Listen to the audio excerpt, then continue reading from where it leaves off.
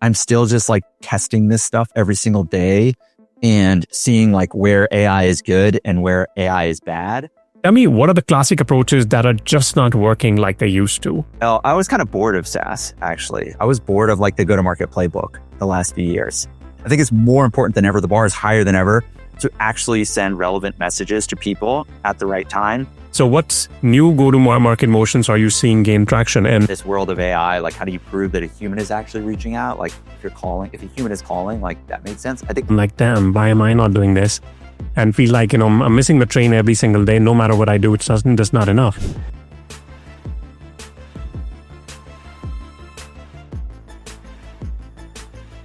What's going on, man? Hey, Brandon, how are you? I am good, other than the fact that I'm late. How are you? No worries. I'm going to let you compensate. Sorry about it. Let's do it. Are you able to hear me okay? I am. Can you hear me okay? Yep. Loud and clear. Amazing. Excited to chat. Yeah. How was your vacation? It was good, man. It was good. Yeah, I was mostly offline for 2 weeks, which was a good chunk of time. So it was nice. Yeah, I was on the East Coast at the beach with family and friends. So yeah, it was great. That's nice. Where exactly did you go? I went to Ocean Isle Beach in North Carolina, and then I went to Hilton Head Island in South Carolina, which is where I was born and raised. Oh, wow. That's amazing. I used to work for a company which used to, where I used to go to this event called High Point, where they have this, the largest furniture market in the world. Oh, interesting. Yeah, it's in North Carolina. It's like it's like a dead city. Like the only thing which you have in that particular High Point is just that market. It's like a huge market, like millions of square feet. And yeah, I used to stay in Charlotte though and travel every day. Okay. That's cool. That's cool. People like Charlotte a lot. Yeah. Seems like it's up and coming. It was cheap. Like, in comparison to New York, it's a cheap city for sure. Yeah. New York is a whole different beast. That's the craziest city in the world, I think. Yeah. If you ask me, don't tell Maruti. I don't like New York at all. Really? Yeah. Yeah. It's just, I grew up in India, and of course we have like large houses here. So comparison to that, New York seems like, I don't know, you have to just adjust in like a small room. Yeah. Fair. Cool. So Brandon, I think I've done a fair share of my research. Cool. And let me quickly get started. Hello and welcome to ex-GTM WTF, the very first episode, the podcast where we explore cutting edge go-to-market strategies in the age of AI. I'm Rahul from Navara, with the salesperson with the best hair.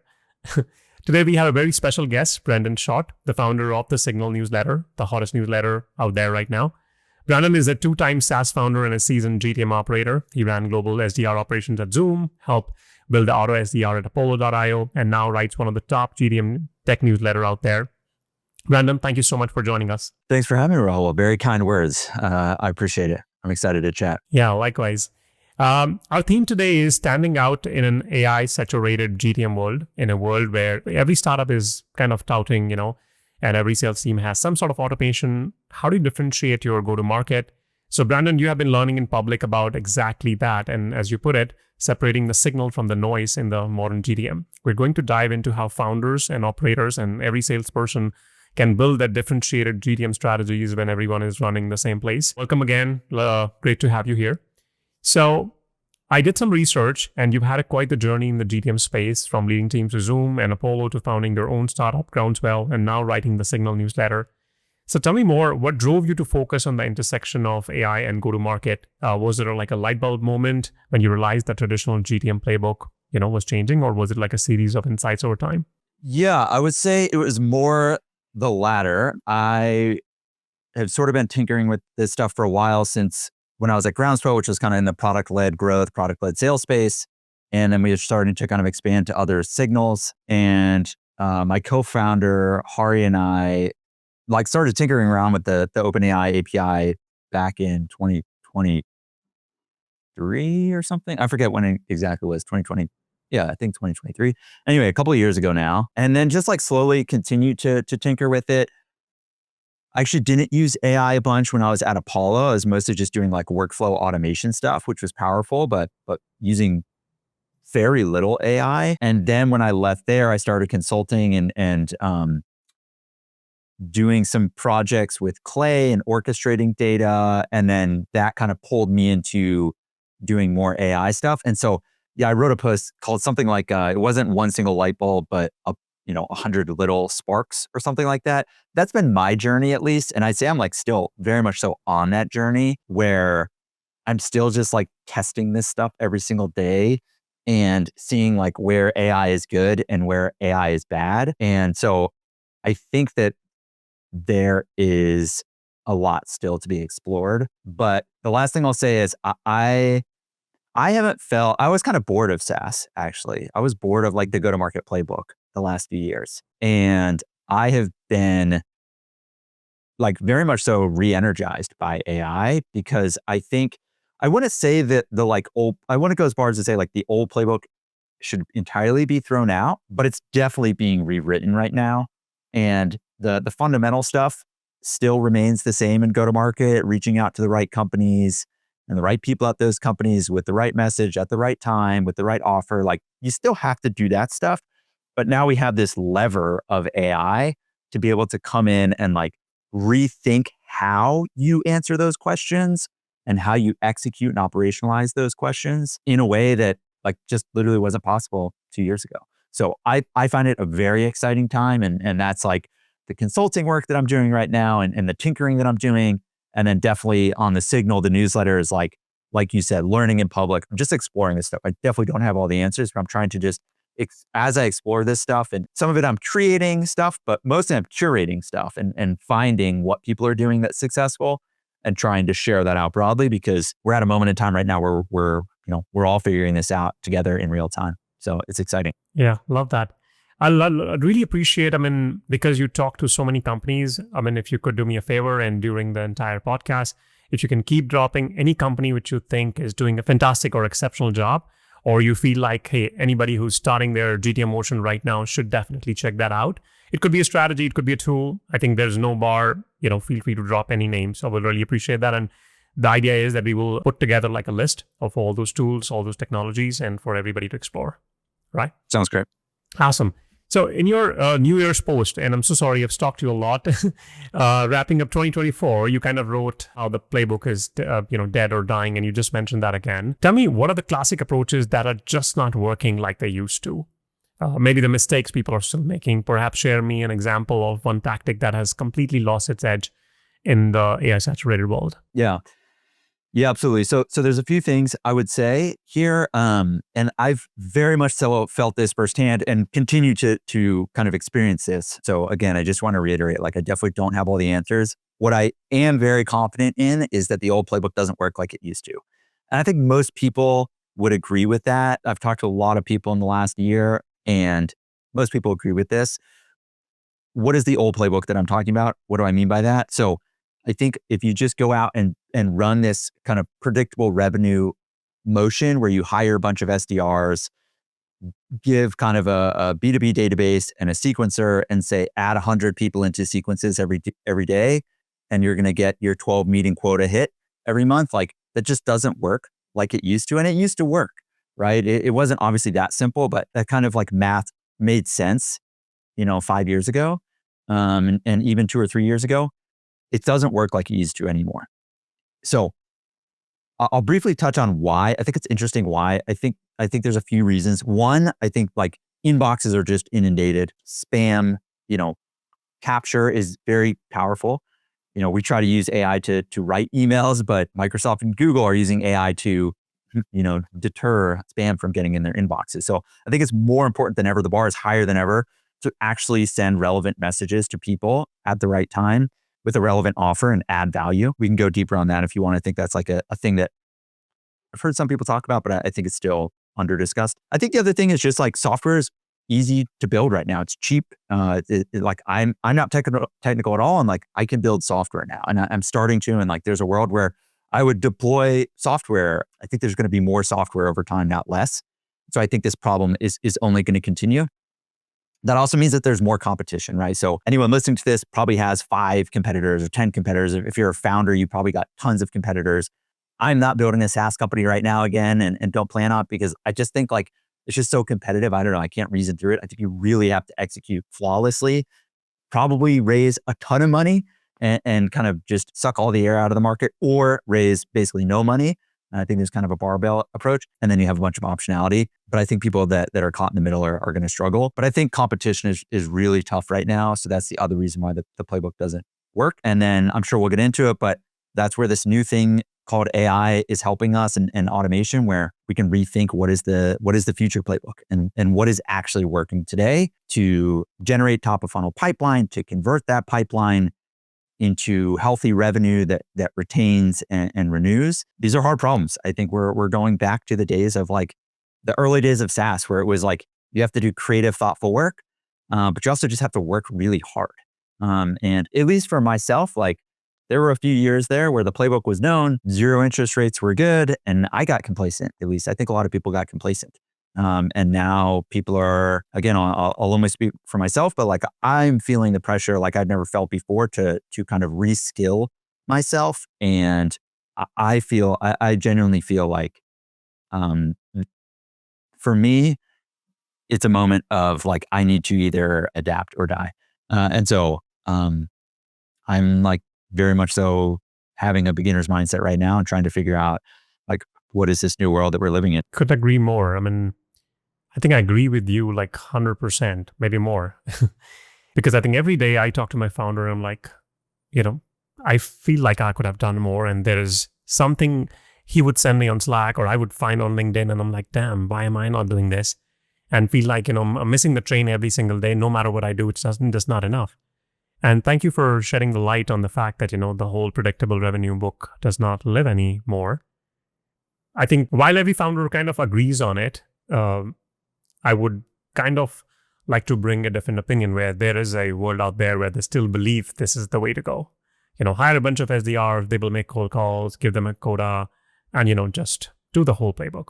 All right, so let's assume that, not assume, let's say that, it is not working. So what's replacing it? You mentioned in your newsletter, like a few major trends, new GTM motions emerging, AI automation, being key through, even though it's all early. I'd love to unpack that a little. So what's new go-to-market motions are you seeing gain traction? And after a while, I'll bring in some of the things which we are doing, and I would love your candid, no bullshit, feedback on that. I would love to hear it. Like I said, I'm trying to learn. So I'm all ears. I want to steal the best ideas. So please share. I think the things that are working, some of this is like, there's data that I can kind of prove that this is working. Some of it is just like anecdotal. This is like what I'm seeing personally, what I'm seeing in consulting work that I'm doing, what I'm hearing from other people, friends and colleagues that I trust and respect in the space. I think there are a few things. I have heard that cold calling is working. I personally never pick up a cold call. I personally am not focused on that, but I'm hearing that. So I think that's interesting. That's like, is that industry agnostic, or do you see that only working in a few industries? I've heard that selling into like SMBs. I've heard that selling into marketing. I have not heard that selling into like developers, for instance, which makes sense. So yeah, I don't know. But that's an example of like, I'm hearing that. I'm not anecdotally, like I don't like cold calls and I don't like work on helping people do more cold calls, but I think, I think that can work. I think that's like a bigger trend of like proof of human, which is like, in this world of AI, like how do you prove that a human is actually reaching out? Like if a human is calling, like that makes sense. I think that's the same thing with email. I do a lot of stuff on like, you can call it like kind of the GTM engineering work. It's like scaled research using AI to do research, kind of like RevOps adjacent stuff, growth adjacent stuff, pipe gen at scale, signal-based selling, warm up. I'm like, I don't know, you can call it a bunch of different things. What I'm finding in the last couple of months actually is for the last mile, human in the loop really matters. And that final piece, they're like, at least today, in like the SMB, mid-market enterprise, you still need a human that is doing the final review of a message. They're actually calling, maybe they're actually hitting send on that email, and it's not this like high volume outreach game. I think if you have a massive TAM, then you can go do the wild, instantly smart lead, warming, rotating through mailbox game and just do, tens of thousands of emails a month in my mind, that's like basically just ad impressions in an inbox, which is fine. But like you are going to go through, you know, 100,000 companies in a few months. And do you have a TAM that supports that? And if you're a ramp, sure. You kind of sell to anyone. But if you're, selling into e-com and there's 1,000 target accounts for you to go after, I don't think that motion makes sense. So I think it's very nuanced to think about like what is working and what is not working. I think warm intros is very interesting, using your network. I think using first party data, so signals, I think you should think about how to automate using signals.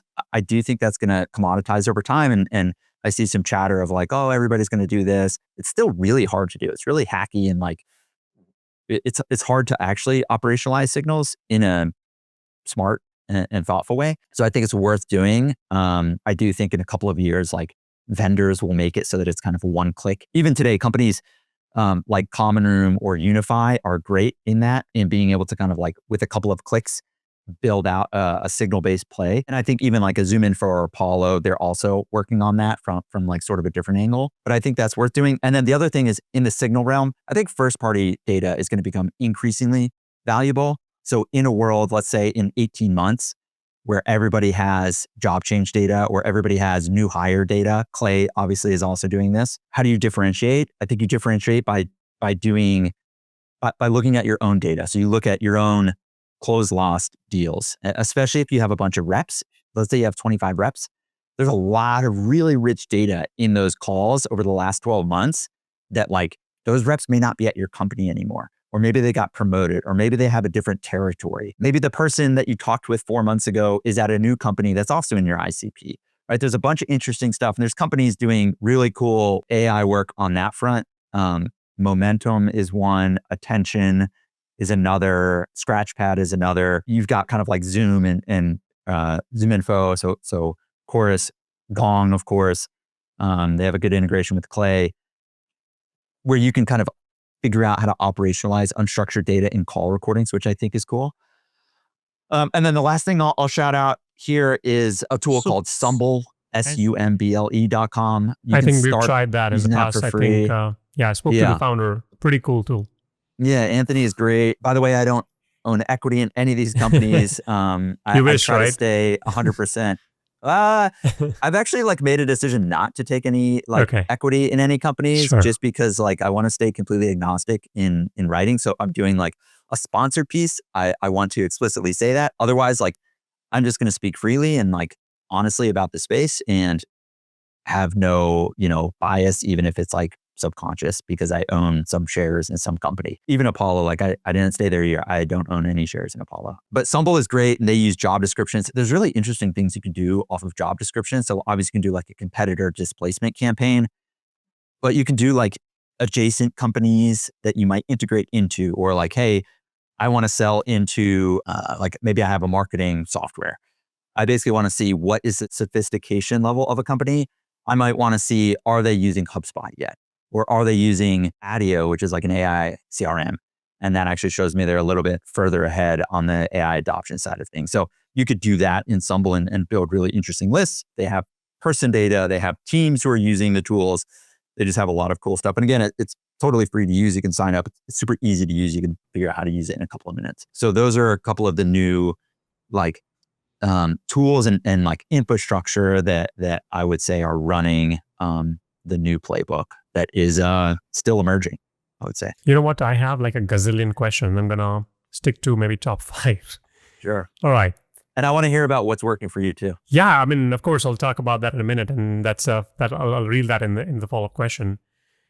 So I'm thinking of a early stage founder or somebody who's setting up their GTM motion for the first time. All of this is something which I've read, which I've heard for so many years, and probably every day there's new information out there. And of course, these companies are great, no doubt about this. They have raving customers. I believe there is a learning curve. At the same time, you have to also know what you're going to do with it. So if I could go ahead and buy the latest camera, but I could do a shitty job in taking pictures if I have no basic sense of how to even operate. How does a good picture should look like? There's lighting, there is, I don't know, there are different elements to taking a great picture, or maybe doing anything. Now, while you said Signal is great, I think a lot of companies are doing it. I think one of the first question I always have is, which signal is even right for me? How do I even decide that? Is there a framework? Is there a tool which tells me, hey, you know what, you plug in your company, we will find the signal for you? I've used Common Room. I know it kind of feels overwhelming where I have to decide, what signal to even use. And I'm guessing that could be the case with running all of them. So where does somebody start? That's a good question. I would say, so a couple things on that question. So number one, if you're an early stage founder, I don't know that you need to do all of this stuff or should be doing all of this stuff. Like you should be just finding product market fit. You should be talking to as many companies as you can who are willing to have conversations with you. You should be using your investors or advisors or your network to get intros, past colleagues, whatever. Like it's a lot scrappier and like hand-to-hand combat at that stage. And I wouldn't yet think too much about like how do you operationalize all these signals. I just don't think you're at a stage where that matters yet. When you are ready to, I think there's a few, I have a post that are just 6 evergreen plays or something like that. These are basic plays that like generally are good for most companies. Again, startups, not as much. So like a website visitor play, you probably don't have a ton of traffic going to your website. So do you want to automate outreach to them or get a Slack notification of people on your website? Like there's 3 people that visit your website a week. Like that's not a very interesting signal. Champion tracking, same thing. Like you've got people that used to use your product. No, you've never had people using your product. So you can't track champions. Key buyer personas maybe is interesting. Like when a new VP of marketing joins an ICP account, maybe that's interesting. I don't know. Tech stack, like we were talking about, using something like Sumble, I think that becomes a little bit more interesting. Segmentation is probably more interesting, using AI to segment. I'm doing more and more of. I think AI is really good at doing that, doing research basically on companies and then rolling that up to like a tiering of accounts. So to build like a really tight ICP. Other ones like a close lost campaign doesn't make sense for early stage, but if you've got 25 reps, that's really interesting, or even a couple of reps, that's really interesting. Warm intros, early stage, I think is a great play. I think it's really hard to do at a scaled company, but equally as valuable. So those are like general plays. I think the alpha is in the more niche and like specific to you plays. I would just put into ChatGPT, just go to O3 and just say, here's some context about my business. I want you to tell me the top 25 plays that you think I should be running. That output is really good. There's going to be probably a bunch of like nonsense in there. But if you just say, build me a spreadsheet of 25 plays and prioritize them based off of what you think the signal strength is and the frequency, it's really good. And it's going to be really specific to your business. And I think that's where it gets really interesting. That's what, again, like I'm very like re-energized because in this new world, I think there's less a one size fits all playbook. And I think people that are creative and thoughtful are going to be rewarded in an outsized way. And if you do that exercise of putting in your domain and giving it some context about your business and saying, give me 25 plays, there's going to be 2 or 3 that you're going to be like, yeah, that actually makes a lot of sense. And then it's like, I don't exactly know how to do that, right? So it's like, I want to find how many SKUs for a retailer selling into retail. I want to know how many SKUs are on the website, how many products are on the website. It's like, okay, that makes sense. More products, the more valuable our product is for them, our software.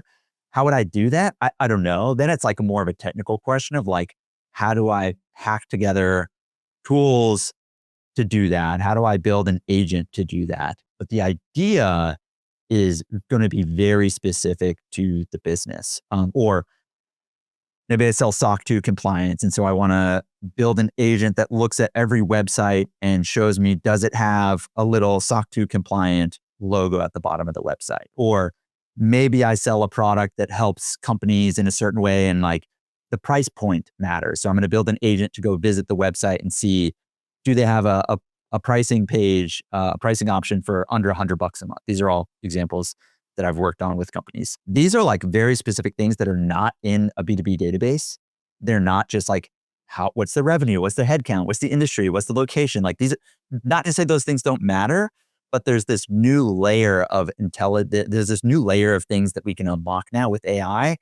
And the best reps are already doing this manually. This is the last thing I'll say is like the best founders and the best reps are already looking at a website, looking at a LinkedIn page, looking at a 10K report, looking at whatever, and figuring out if the company and or the person is a good fit and why, and then building unique messaging and a unique offer to that company based on that research. And that might take 20 or 30 minutes.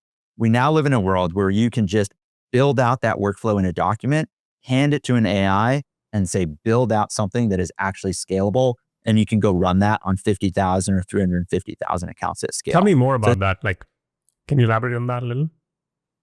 which part? The last elaborate on part any when of you that. said, Yeah. how you can write the document and feed Yeah. it to AI where you can build a scalable system. Like, maybe give me an example of that. Yeah. So I would say, let's see, I'm looking around for an example on So my let me desk. give you an example, okay? Let me Please. maybe just take our company, okay? So we're building an AI assistant for account executives, PLG route. We're not selling to VP, sales, RevOps, or anything, right? So my target persona is an account executive who has been doing this for 3 years, maybe a top performer, and selling into SMB or mid market. Let's say if I find out based on the user research interviews we did, I know the kind of companies they work with. Let's say if you were working at Navarra, how would you go about building a scalable engine for this? How would you find more people like this? Yeah. So there's a couple things that come to mind immediately. I think by the way, the thing that I find in the work that I do is the best ideas I can't come up with as an external person. I don't think you can like outsource AI strategy because it is basically scaling best practices. And I don't know, like I happen to know your space a little bit because I've Right. been in the space, but like Sure. when I work with somebody that's selling software for retailers, it's like, I don't really know that much about that space. And like, I need to extract the best practices from that person or that founder and then scale it. So that's the first thing is like, that's a good Turing test for me to know, like, is this a good idea? It's like, I can't come up with it, that the company, you have to come up with it. But I'll brainstorm with you because I think it's a helpful exercise. So, and one more thing I'll say is the other thing that I'll do is I'll just interview to that end. I'll interview the founder and or the best salespeople. And I'll just say, what do you do? When you're going to research a company, what do you look for? And that kind of 10 or 20-minute back and forth is really helpful. Share your screen. Okay, pull up a website. Cool. I'll give you a real example. This rep pulled up a website. They scroll to this, they sell like a security product. They scroll to the bottom of the website and they said, okay, I'm going to find the security docs. And it was, clicked a link and then it was whatever the domain was / security. Okay, cool. Now I'm looking on this page and I'm looking for a couple of things. One, I'm going to scroll either at the top or the bottom and I'm going to see when it was last updated. I didn't know this was a thing, but you can see on privacy docs, probably for compliance, it shows printed on the website. It says last updated date. And they want to see, was this updated in the last 30 days or something like this? I forget the exact time frame. That's one interesting data point for them. A second thing this person did was they said, okay, I'm going to go find an email address on this privacy doc page. And whether it's like, security@okta.com or something is like interesting versus Jane@okta.com or Jane at, I don't know, there's some other email address. Like I forget what it is, like heuristic that is interesting. That's the second interesting data point for the rep. Then the third thing is they inspect page, right? They right click and they inspect the page and they see what are the tools that this company is using for security. Are they using 1Pass or are they using like security things on the website? Do they have pixels on the website? And that's interesting. And then they're like, then I go to SimilarWeb and I see how many monthly unique visitors do they have, right? So you can see here, this is now taking 5 minutes or more to get all of these little data points for this one company. And so now what we're doing is we're just building this into a workflow that is saying, okay, I want this AI agent to go to this website, look for these specific things. It's going to be different for every company, by the way. It's not going to always be /privacy. It might be /privacy page or privacy docs or privacy policy or whatever. Some websites might not have that on the homepage, et cetera, which is also an interesting signal. And so you could just basically train it to get all these data points for this one company. And then using Clay or Cargo or N8N or Make, there's a bunch of different ways you can do this, but you can, Zoom, Info, and Apollo are also trying to do this, Unify, Common Room, et cetera. You can then do this at scale. I'm finding, at least today, to get really bespoke custom data, you need to like kind of hand roll it yourself. So it's hard to use kind of an out of the box tool and say like, hey, I want these 4 data points on every company. It just doesn't quite work. Maybe in a couple of years it will. There's a lot of venture dollars going towards it and smart people working on that problem. Maybe ChatGPT could just one prompt, one shot, like these are the 4 data points I want on 350,000 companies. Maybe. But anyway, today you have to kind of custom build this. And then you just hit run. You just give it a list of 300,000 domains and you hit run and you've got data points on all of those things. Then you can have like another column in Clay or wherever that is like a point system or a scoring model that says, hey, look at, the previous 5 columns and the data in them and tell me is a high fit, medium fit, or low fit account based on, my business model. And this wasn't possible 2 years ago. I couldn't imagine a world being able to do this. I would often hire, maybe somebody that was like a consultant that would do this, or maybe an outsourced worker to do this. Now it's like, we can do this with 99% accuracy when the data exists. And, it can be expensive depending on the data that you're trying to pull.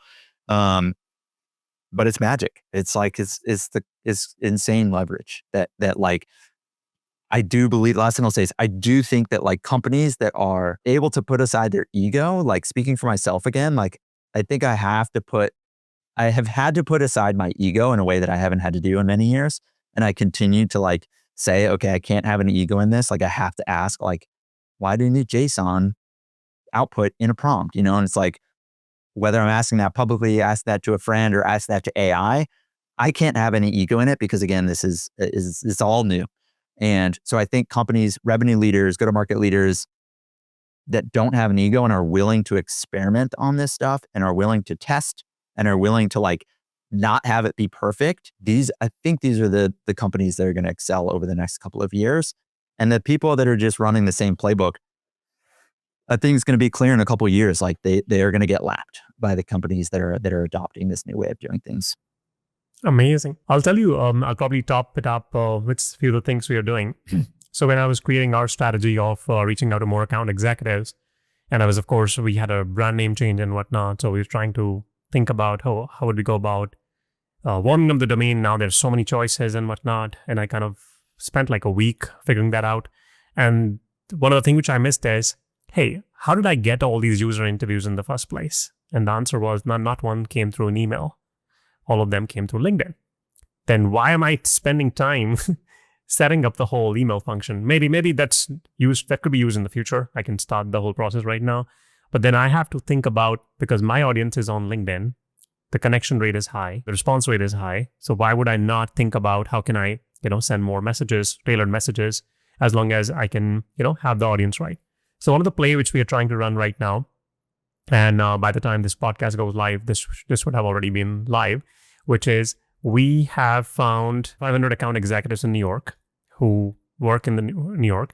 And then and of course, we have kind of segmented them that they have 3 years of experience working with certain industry and so on and so on.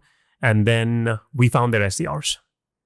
So now we started a campaign yesterday, reaching out to the SDRs, hey, that you're trying to send like a small gift to your account executive, and we're going to confirm that they work at this address. All right. As soon as we have the confirmation, then we're going to send them an hourglass, for 5 minutes, which basically would have a, sticker, which would say, hey, that can you finish your research in before this runs out, because our product can. And then, a quick QR code to land them to the website. So we're running this kind of offline thing, which we have worked, which we believe, has worked really well for us in other companies.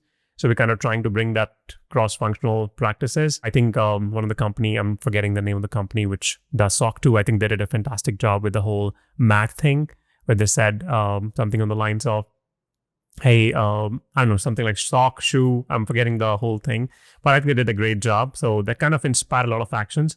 I think one of the thing I want to acknowledge is where you talked about the creativity. I don't think so. Any of this which we're discussing is creativity. If you think about this, it's simple. You're trying to do something which you kind of do on a regular basis anyways, and you're trying to find ways how you can reduce your human effort. Yep. Yeah, it's scaling creativity, in my opinion. Like that's the thing that it's doing I think it's scaling, it's doing the thing that you were going to do manually, but it's helping you scale it. it's helping you find more leverage in that thing. And again, I think I come back to, I say the expression like creative and thoughtful campaigns or creative and thoughtful plays. I think like the one that you just gave is a perfect example of that. And there's like a couple layers to it. It's also like, I want to like in any outreach that I'm doing as it relates to like pipe gen or retention plays, like what is the thing that's actually valuable to that person? What is the thing that would be like they would pay money for that thing? And that's a hard thing to think through. Like that's not like when I ask people that, most people don't have a quick answer to that because I think we're just trained to say like, hey, take this $100 gift card to see a meeting. Like that's the best idea that people come up with. Or like, um, you know, these three companies in your industry use us, right? Like insert social proof here and we can help save 50% time, right? Value prop. And do you want to spend 30 minutes with me? It's like, no, I don't want to spend 30 minutes with you. I don't want to see any more demos.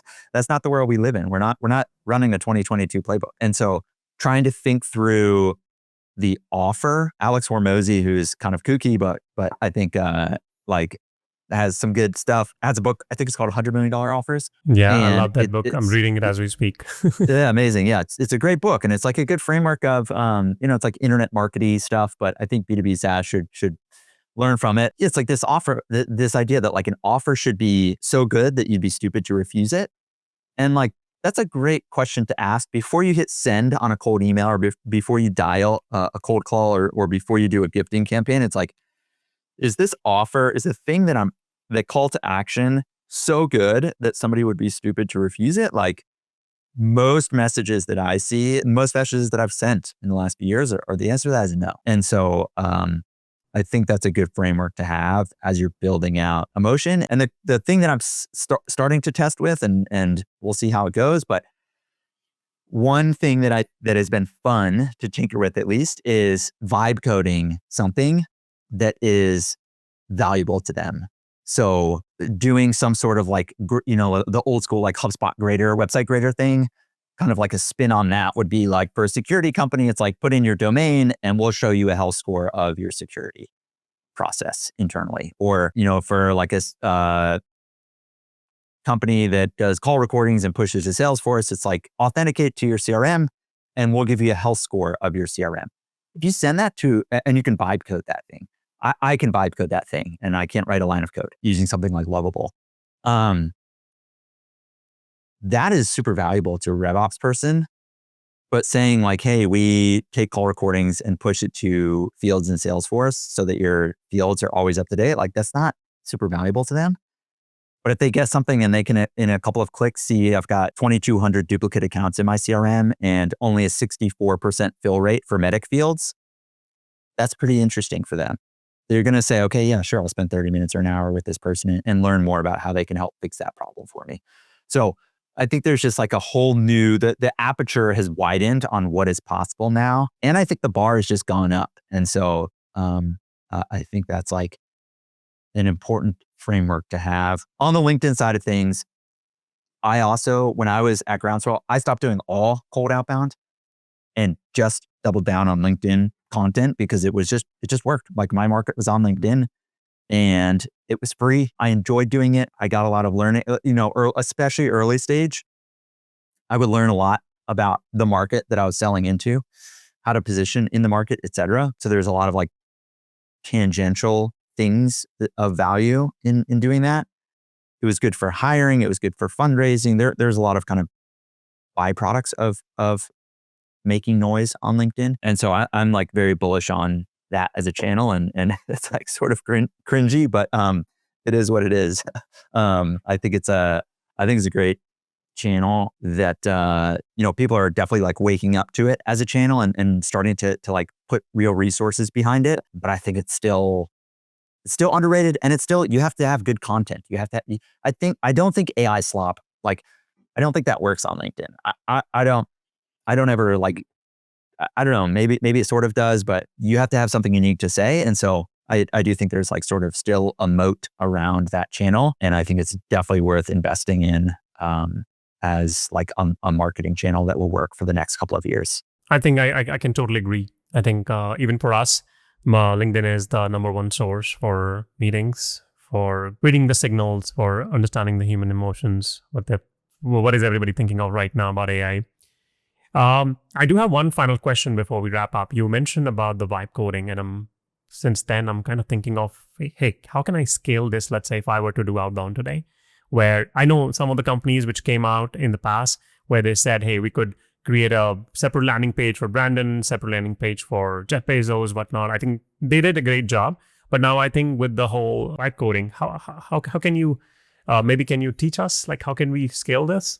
For example, if I have to just change certain elements, or maybe just put a logo of the company's name and I create a template, how do I scale this? Yeah, so there's companies like Mutiny that have done kind of like landing pages for a few years now. Clay can kind of orchestrate some of this stuff as well.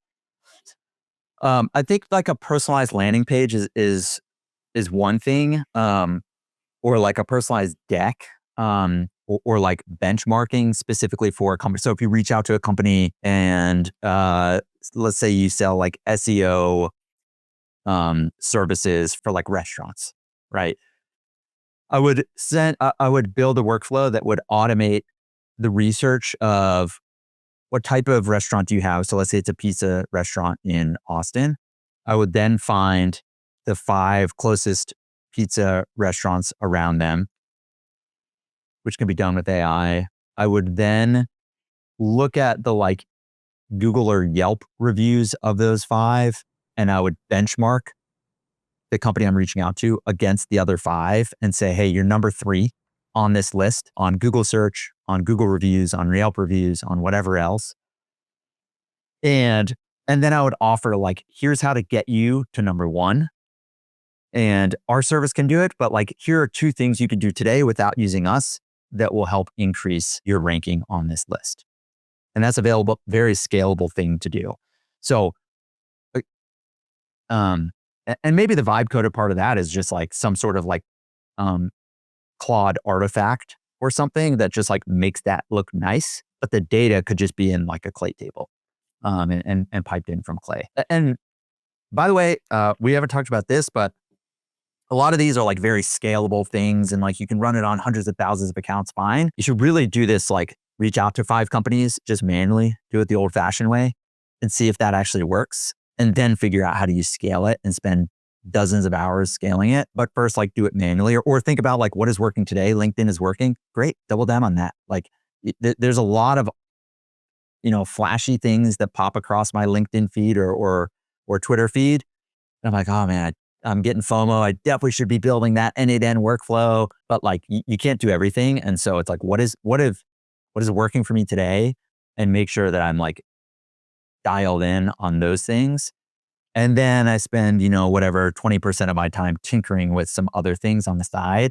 But like 80% of my time is just really making sure that I'm dialed on the things that I know are working. And then when I run these side experiments, doing them manually, okay, it works. Great. Now I'm going to figure out how to build a scalable system for it. Quite interesting. I think I'm already getting tons of ideas, which I'm looking forward to implementing Nice. based on this. You should definitely just do events. Like I think events for AEs and how to use AI is like a no-brainer. I think anybody that's building specifically in the AI space is like, there's just such a big appetite for people to learn about AI that like, if you get some beer and pizza, you can get 30 people in a room easily and, get a couple of people to talk. Like I think in real life, the events are interesting right now. And people are craving, how to use AI. So I think if I were you, that's what I would do. You're giving me so much FOMO now, thinking that, hey, there's so much to implement. All right. I think we're on the last leg here, Brandon. Any last piece of advice for founders or GTM leaders listening? If someone is trying to stand out in a sea of AI-powered products, AI-generated outreach, what's the one thing you would urge them to focus on above all? I think just have a beginner's mindset and test a bunch of stuff. That's the thing I would focus on is like, there's just so I think what I'm trying to continue to remind myself of is there are some new things that are starting to emerge. The old playbook doesn't work like it used to. There's some new things that are starting to emerge. And I believe that there are going to be many more new things that emerge in the next couple of years. And in order to capture the upside when those things do emerge, if and when they do emerge, I think you have to be on the bleeding edge. You have to have a beginner's mindset. You have to be tinkering and exploring and experimenting. And when that new thing pops up, you're going to be kind of one of the first ones that's going to get the most value out of that. And so I think that's like creating space to explore and experiment, and know that 9 out of 10 experiments are going to fail is probably the best thing you can do as a founder, or frankly, anyone, sales rep, I think any role right now. So that's like maybe my message, saying it to myself as well, that I'm trying to do in this moment in time, and really just have a beginner's mindset, because I truly believe everything is kind of changing under our feet right now. Yeah, I love that. And I think that's one of the key lesson for today. Keep your egos aside. Things are changing so fast that you can't really keep up. So it's better that you kind of accept it, become humble, make mistakes. So yeah, this has been fantastic, Brendan. The high signal conversation I wanted. Thank you for sharing so many insights and practical tactics. And to listeners, thank you for tuning into AI GTM WTF. If you want to find Brendan, we're going to include his LinkedIn, and do subscribe to The Signal, the hottest newsletter we can think of. If you enjoyed the episode, please subscribe and leave us a review. We'll catch you in the next one. Thanks for having me. Likewise.